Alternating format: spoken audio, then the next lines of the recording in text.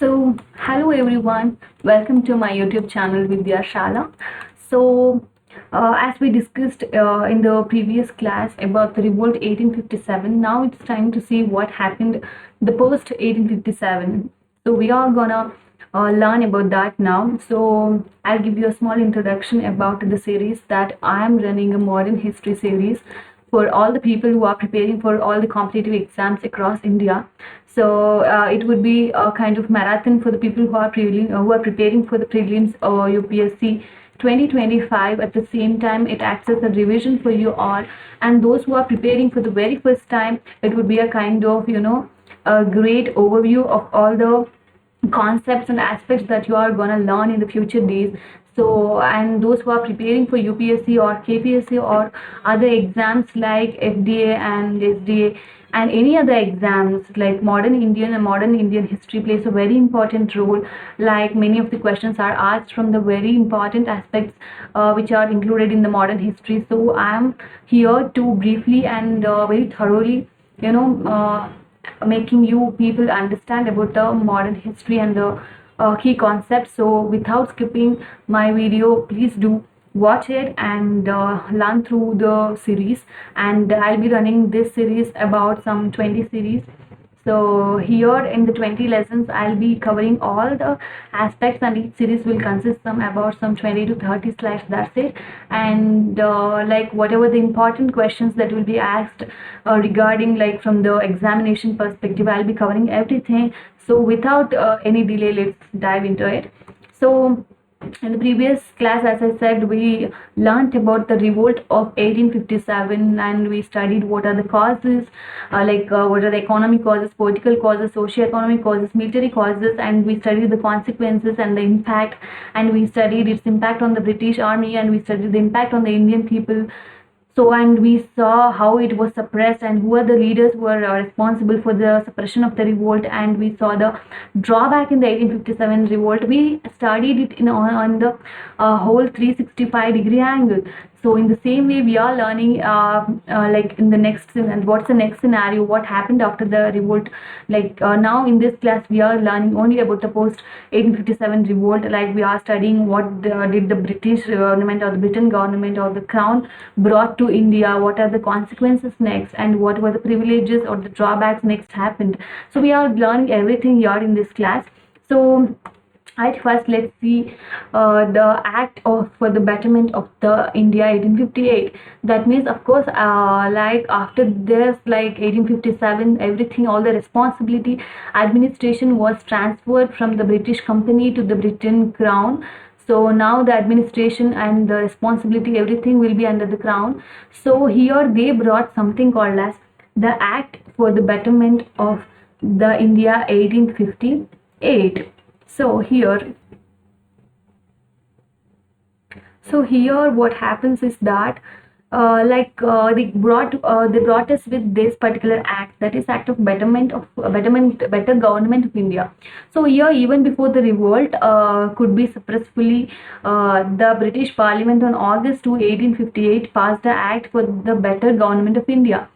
So even before the suppression of the 1857 revolt, they brought this particular act. Okay, so the 1857 revolt had exposed the company's limitations. So because of the 1857 revolt, because of the rise of the voice of the soldiers, sepoys, and other parts, like other people like peasants and other civil servants and all, because of their rise in the voice, they actually exposed or reflected the company's limitations, like what are the drawbacks in their administration. Like it reflected all those limitations under a complex situation. So the 1858 Act sought to rectify this. So this particular act that they brought, that is called as 1858 Act or the Act for the Better Government of India Act, it actually brought to rectify all their mistakes in their administrations. Okay, so in order to rectify or to correct their mistakes, they came up with this kind of an act called as 1858 Act. So India was to be governed by and in the name of the crown.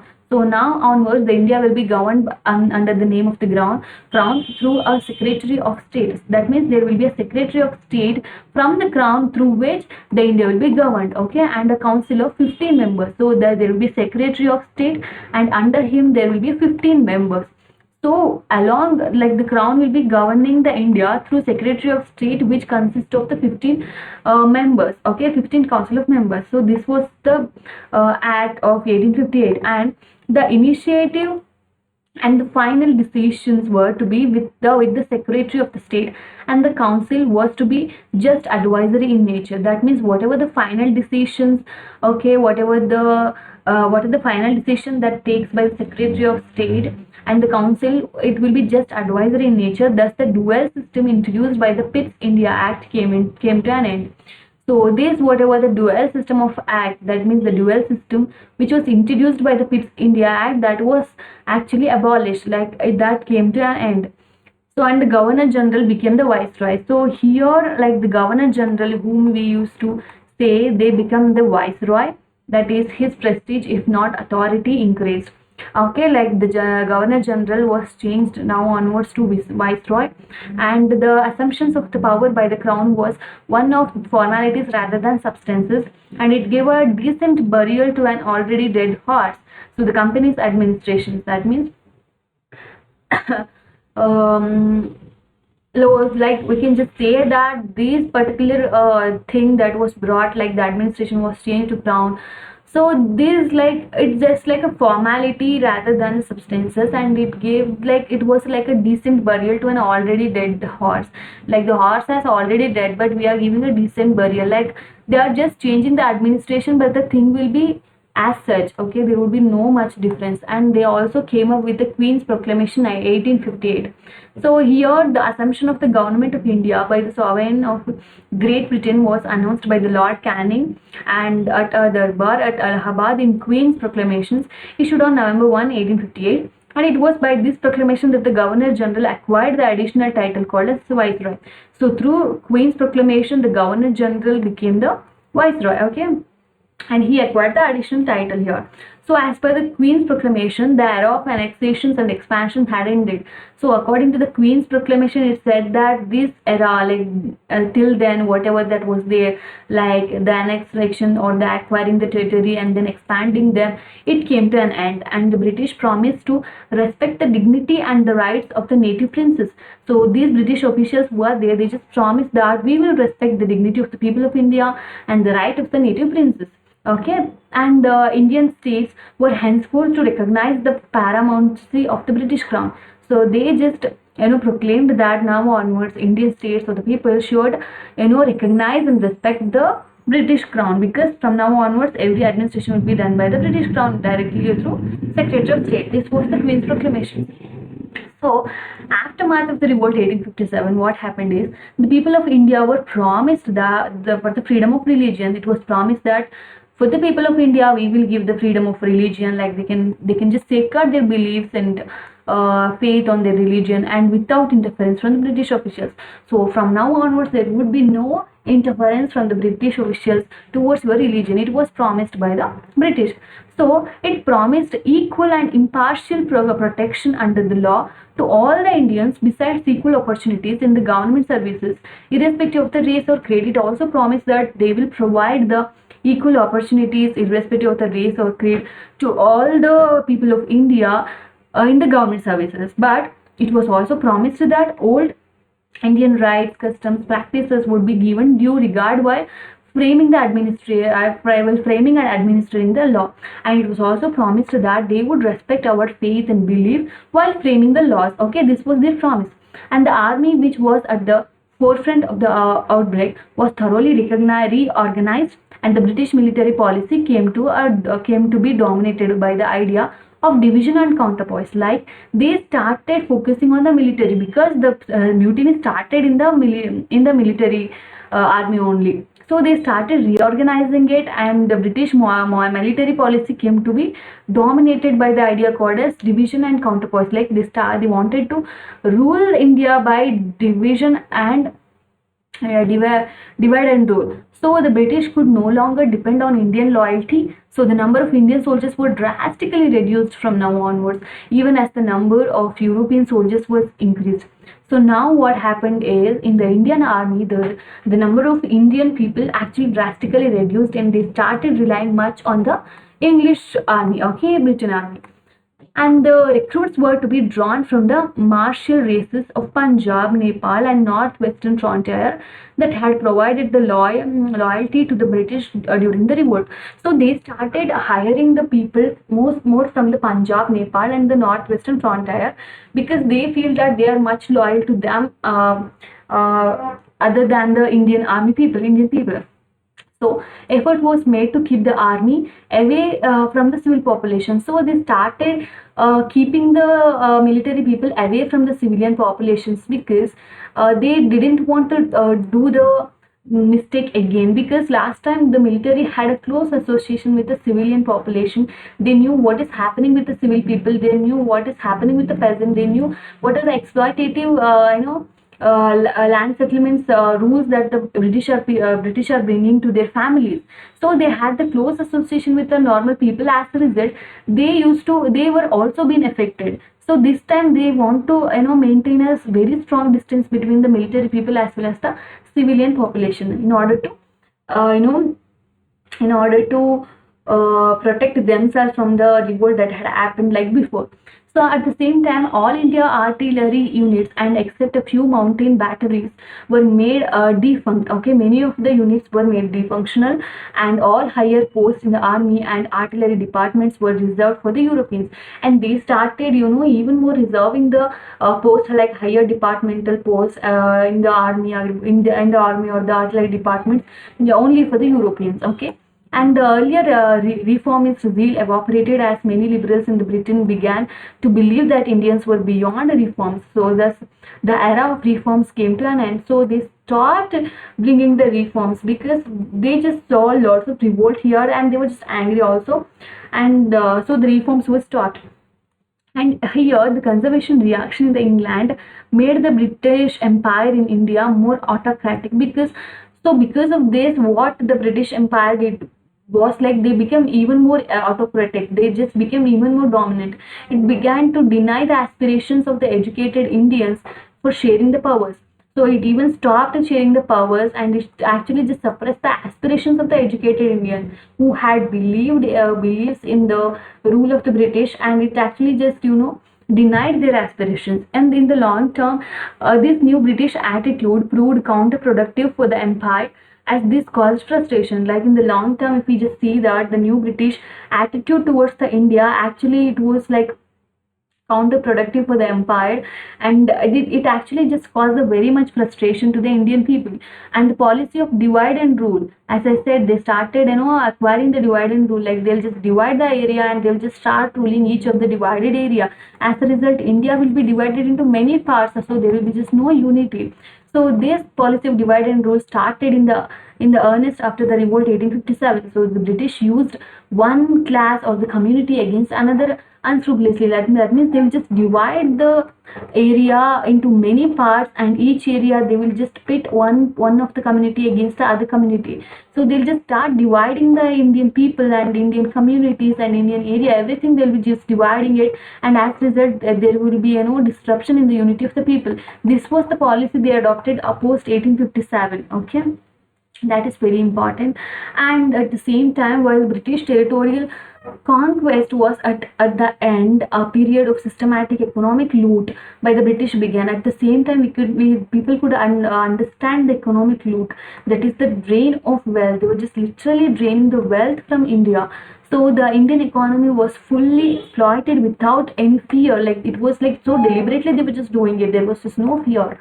Okay, the complete structure of the Indian government was remodeled and based on the notion of the master race, like justifying the philosophy of the white man's burden. They used to justify themselves like it is the white man's burden, like we are the white man, we are taking the burden of these underprivileged these underdeveloped people.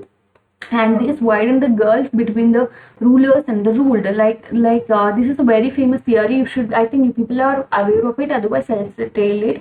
Like what is white man burden is, like they are white men, okay, and we are they consider us as black because of the racial discrimination, okay, and they say that they used to say that these Indian people are very underdeveloped and they don't have any civilization and they don't have any educations or morals.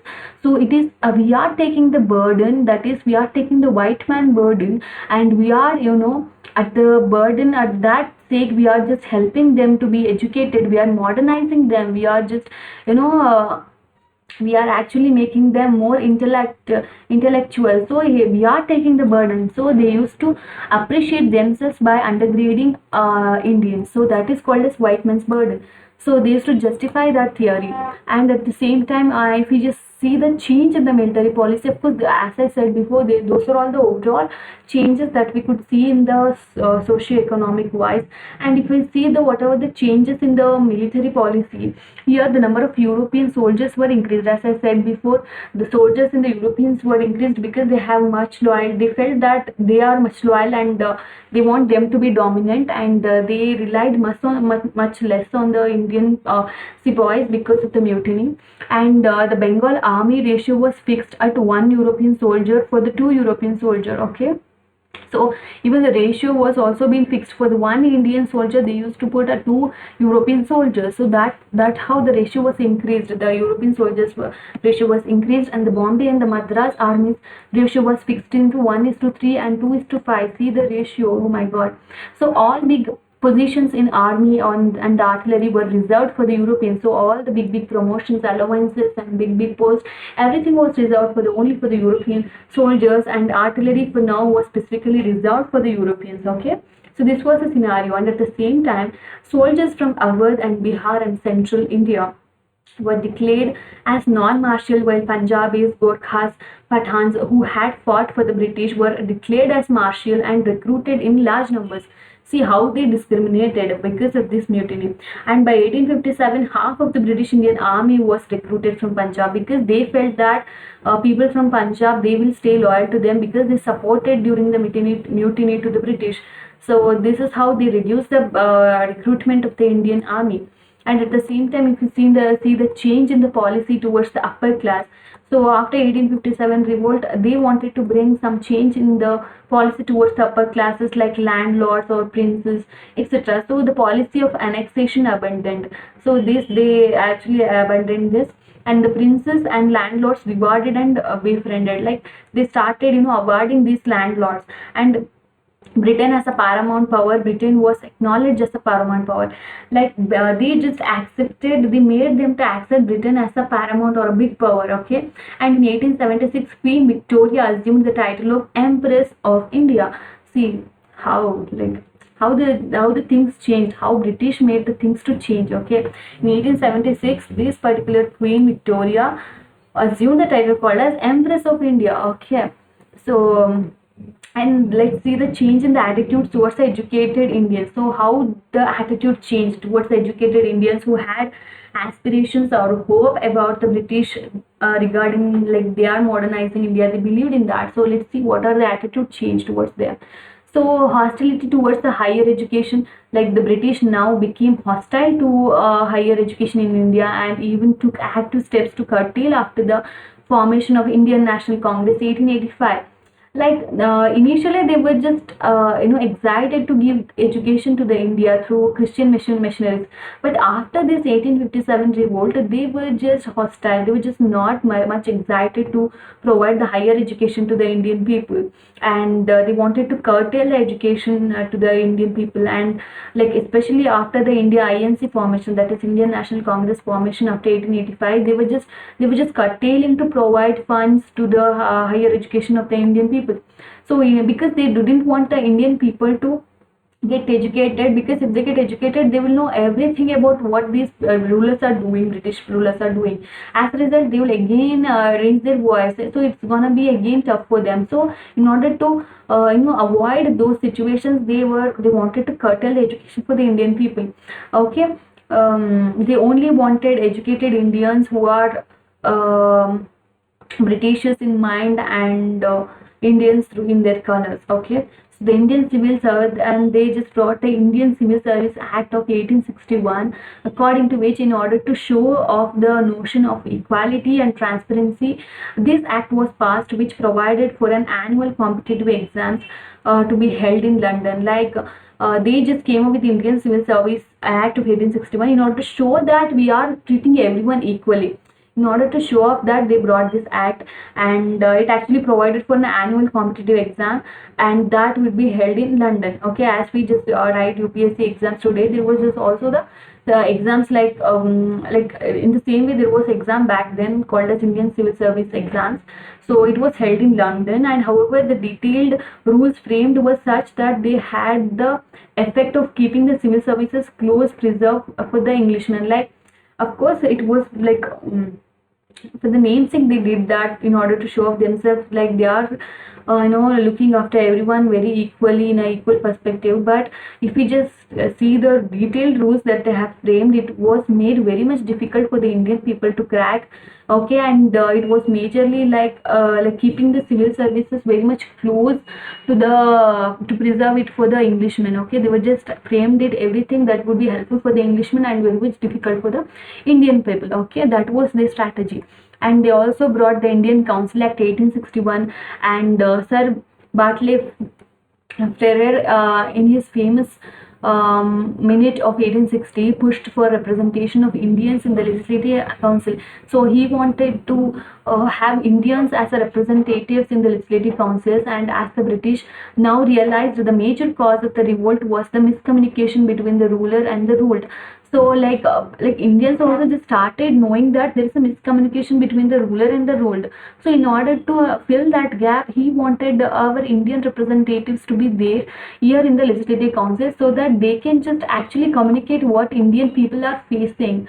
Okay, they can act as a bridge to communicate between the ruler and the ruled. Okay, so that's why even that's why Sir Bartley in his minute of 1860, he actually made an effort to say that we as an Indian representative, we need representation in the Legislative Council. He made a push to say that, and thus this act marked the starting of the active representation of the Indian in these councils. Okay, and at the same time, here there was a change in the policy towards the common masses. What is that? There was also a change in the policy toward common masses. Common masses means we just like people like peasants, landlords, moneylenders, or like even people who are serving out there in very different civil postings. Okay, so the masses, like there was just changes in the policy like socio-economic reforms. That means the policy of limited social intervention was abandoned by the colonial government after 1857 revolt. So their policy like they had of like they limited the social interventions was abandoned by the colonial government after the revolt 1857, and it now openly put forward that there were many social and cultural defects in Indian society, and which made Indian unfit to rule themselves. Like they just started putting forward the social or the cultural defects that the Indian society have, and in order to prove that Indians are unfit to rule themselves. Okay, and hence they must be governed by the British for the indefinite period of time. So they just started putting all those defects in front of the people, and they started proving themselves like Britishers are the one who are very much fit to govern the India, because the Indian people are so unfit to rule themselves. So these British people are the one who are fit to rule for the indefinite period of time. This was their strategy. And also the racial discrimination, that means the British began to assert vigorously the doctrine of racial supremacy to assert their authority and humiliate the Indians. They started being so dominant, like they just started feeling themselves as they are racially superior than the Indian people, and they started asserting that their authority, and and they started humiliating the Indian people, and they justified this by philosophy of white man's burden and the burden of civilizing the non-whites. Like they said that to the world that they are taking the burden by by civilizing the non-white, by civilizing the underprivileged people. So this was the scenario in post 1857. Like if we just look at it overview, like we can just say that they brought lot more policies, but those policies are very much in favor with the white man, and they are very much not in favor with the Indian people. And they just did lot more discrimination. They just made an effort to put forward the like limitations that we as an Indian people have or had. And they just made lot of changes in the military. They just started hiring the only white men people, or from the more from the Punjab or the Nepal, because they had much they saw a lot more loyalty in them than the Indian people. And they started giving reserving all the high position only for the Europeans, and they started increasing the European military ratios. Okay, like all these were the reforms that they just brought, and they just, for the namesake, they just simply represent the equality. Like they brought the civil service exam in order to show that we are treating everyone equally. But if we just see the detailed rules, or the like detailed rules they have framed, if we just see that it is much more in protecting the interest of the white man, and it is against the interest of the Indian people. Like they have to go out to the London, and then they have to write their exams, and that too in the English only, and at a very very young age they have to write. And they have reduced the age of the people who are attending the exam. So all these are the one which are actually done by the British people just to annex India and expand India and to drain the wealth of India, and nothing was in favor of the Indian people. So this was the post 1857 scenario. Hope everything was clear cut, and please do support and share my channel. Do like and subscribe, and okay, signing off. Have a very good day.